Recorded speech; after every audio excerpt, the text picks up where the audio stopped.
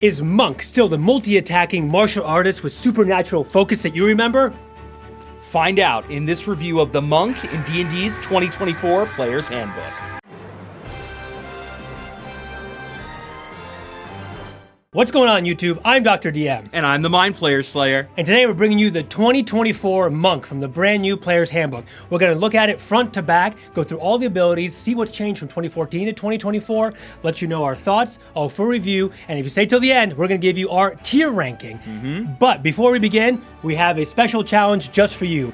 Anytime during this video, go down to the comments, and we want you to write down which of us do you think is going to play Monk in the 2024 Player's Handbook. If you get it right, we'll come back in a few weeks, and we're going to heart those comments. Starting at level 1, Martial Arts. All simple melee weapons are now considered Monk weapons, as well as martial melee weapons with light proficiency.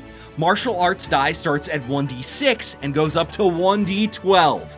And you can use your dexterity in place of strength when you grapple or shove. Huge, that's huge. You know why? Because, first of all, the martial die has gone up from a D4 to D6, ends at D12, which is almost like the biggest die you get on any martial weapon. We love this. And dexterity, you can now dump strength as Monk and go full dex, no matter... What's the need? Yeah, no matter what you decide to do with Monk. And we're gonna give you a little secret here, which is how busted Monk is. Oops, spoilers. Which is grapple. Of course, has been a wonderful condition in D&D, sometimes a great build around. But now there's a feat, which is Grapple Master or Grappling Expert or something along those lines. When you take that feat, you can do an attack as Monk with an unarmed strike, and then as part of that same attack, you can then grapple for free. Yep. And once a monster or other opposing opponent is grappled, then you get advantage on every single attack thereafter. Because remember, you only have to have one hand to grapple. So basically, your first Monk unarmed strike, boom, you hit them and you grab them, right? And you grapple them. And then you have advantage, right? Because Monk attacks a lot. So this is fantastic, and it's all under really Dex. powerful. Instead of doing Athletics grapple, Dex grapple. Huge, because Dex is already such a loaded stat anyway. Yes, it is. And then also having martial melee weapons as light property means you can get Nick, which lets you get an extra attack too. So yeah, good changes It's there. really great changes. Now let's move on to level 2, which is Monk's Focus. Painted Defense allows disengage as a bonus action for free, or you can spend a focus point to disengage and dodge together as a bonus action. That's incredible. Having both of these abilities combined is just so busted. I mean, I love that the Monk finally feels like this fighter who can get in and out of situations stealth. You know, it almost has some rogue buffs to it now. Very fluid. It's so good. It's so good. Step of the Wind now allows dash as a bonus action for free, or spend a focus point to disengage and dash as a bonus action and have your jump distance doubled. So you're just going around the battlefield as a Monk. You're really living that Monk fantasy. Yeah. Huge. Yeah, it's great. And I love that you just have more maneuverability and more things that you can do with those Monk die. It's just really ramping up what you can do. So now you're going to have Uncanny Metabolism at level 2. Once per long rest, you regain all focus points when you roll initiative. Okay, so let me clarify here just to make sure. The key points have changed to focus points. Now they're focus points, same mechanic. You use them to get your flurry of blows, right? Spend 1 point, even at these low levels, to do a bonus action, 2 attacks.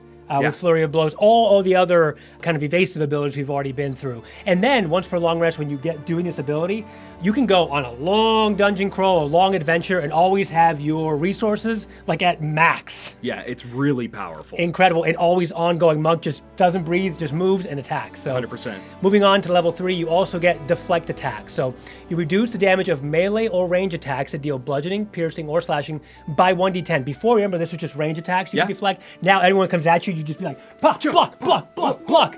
So, and that's it, 1d10 plus dex plus Monk level. So this can go to like, up to like minus 35 damage you can take or something, really right? So 20 plus 5 plus 20, yeah.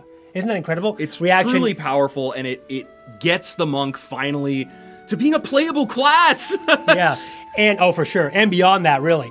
And in this case, if the damage is reduced to 0 using this Deflect ability, you can spend a focus point to then redirect that damage. So melee attacks can be redirected to creatures within 5 feet, while range attacks can be redirected to creatures within 60 feet. They make a dex saving throw, or they take 2 rolls of your martial arts die, which can be huge. That can be plus your dex. So you can be throwing back like 30 damage or whatever higher levels. It's so good. Starting at level 3, as with every class in the D&D 2024 Player's Handbook, you're getting your subclass. First one, you've got Warrior of Mercy, which first appeared in Tasha's Cauldron of Everything. It's remaining largely unchanged. Flurry of Healing Hands can now be used any number of times per long rest equal to your Wisdom modifier. So that is a huge buff. But overall, most of the class, which we will be showing in our following videos... We're covering all 4 subclasses for every single class in the Player's Handbook. Yes, we are, is mostly unchanged.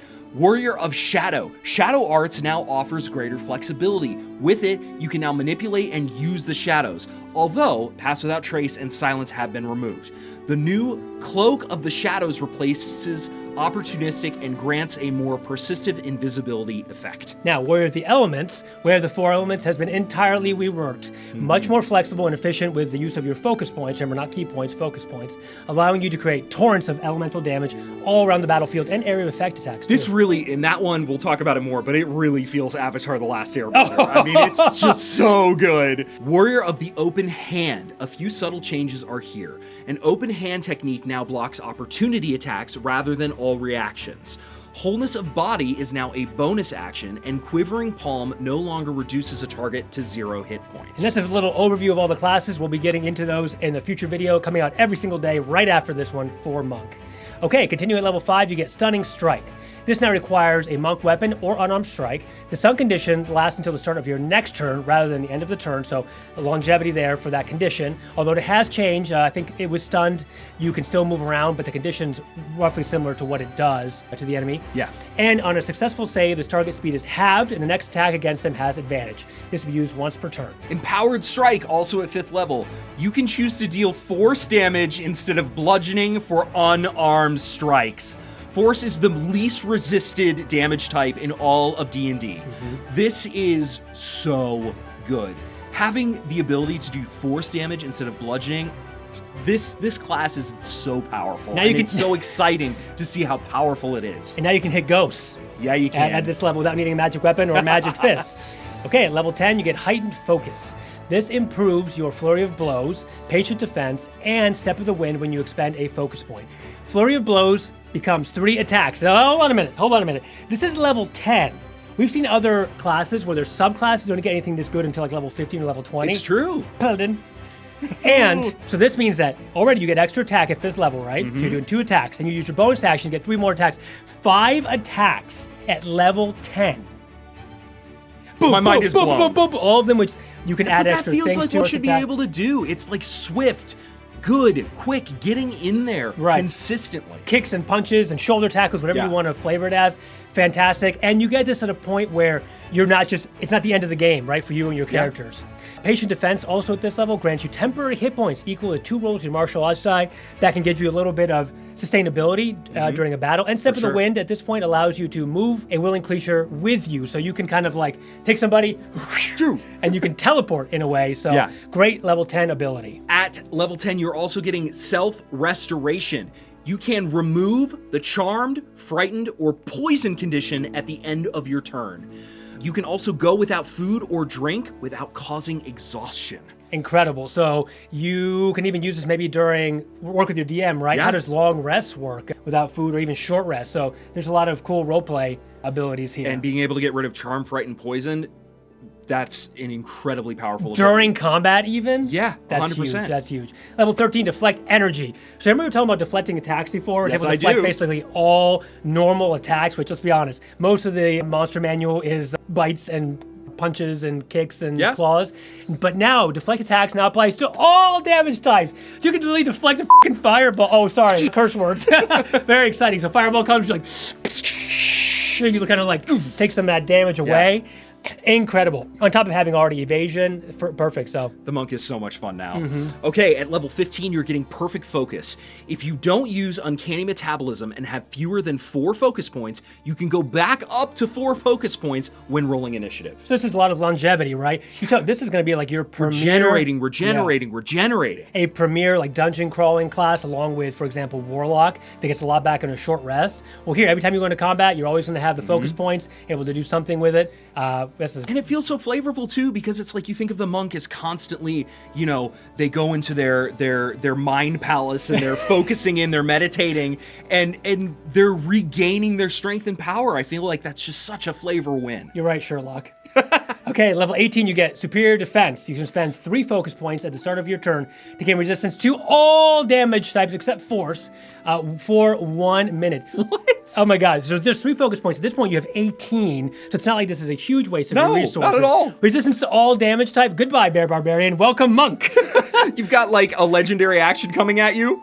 And again, this is 1 minute, so likely a lot of combat. What, 10 rounds? It's never going to fall off, right? Yeah. So, wow, talk about tankiness. Tankiness, attacks, maneuverability, everything. It's got it all. You're getting your epic boon, as all other classes are, at level 19, which allows you to choose one of 12 epic boons or another feat. And level 20, finally, you get Body and Mind. Increase your wisdom and dexterity scores by 4 each, up to 25. So if you get them up to 20, then you're going to 24. I mean, Barbarian got this before, but no one else kind of got this. You're just going to have all the stats, all the attacks, all the movements, all the resistances. Nothing can hurt you. What the heck? You would deflect all the attacks. The monk is S Nova tier. S Nova tier! Bah! I mean, truly. I mean, what are you ranking this? I would call it just kind of like Sorcerer, but it's in its own way, because this is a martial, now was a spellcaster. This is for me like a premier, like SS or SSS class. Yeah, I don't think that anything is going to be coming close to hitting your monk anytime soon. This is what the players have been asking for years. We have had a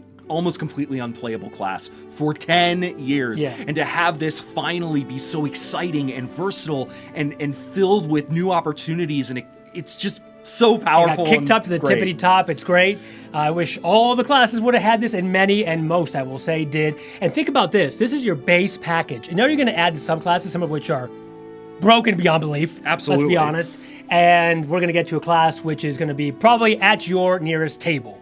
So, if you like the monk, let us know. Please leave a comment down below. Wait. Unarmed strike the smite button, or the like button. Unarmed strike the like button. Boom, boom, but just one time. Yeah, just one time. Yeah. Leave a comment. Please subscribe if you like this content. We're bringing you content every single day for the Player's Handbook. You're going to know what every class does, every subclass, broken down level by level by level. Thank you so much for watching. We're so excited to continue bringing you content, and we will see you next time, monks. Remember, unarmed strike. 1, 2, 3, 4, 5. You win. Flawless victory.